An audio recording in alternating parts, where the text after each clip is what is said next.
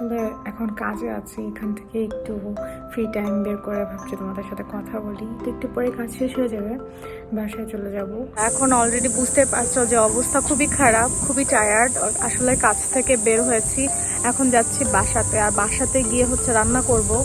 তো যা রান্না করবো সেটাই ভাবলাম যে আজকে তোমাদের সাথে শেয়ার করি, কারণ যেহেতু এখন বিকাল হয়ে গেছে। সো বাসায় গিয়ে খুব হ্যাভি কিছু খাবো না, লাইট কিছু বানাবো। সো আজকে বানাবো রংধনু স্যুপ।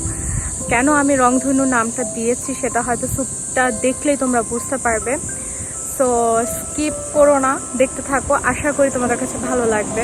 তো বাসায় এসেই লেগেছে চরম ক্ষুধা, আর তার মধ্যে সময়ও খুব কম হাতে। সেই জন্য ভাবছিলাম কি রান্না করব। তো ভাবলাম যে এই স্যুপটা তৈরি করি, যে স্যুপটার নাম দিয়েছে আমি রংধনু স্যুপ।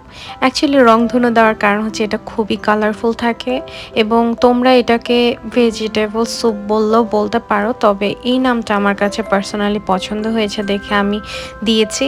তো তোমরা রান্নাটা দেখতে থাকো, আর ভালো লাগলে অবশ্যই লাইক করবে, কমেন্ট করে জানাবে এবং রান্না করে দেখবে কেমন লাগে।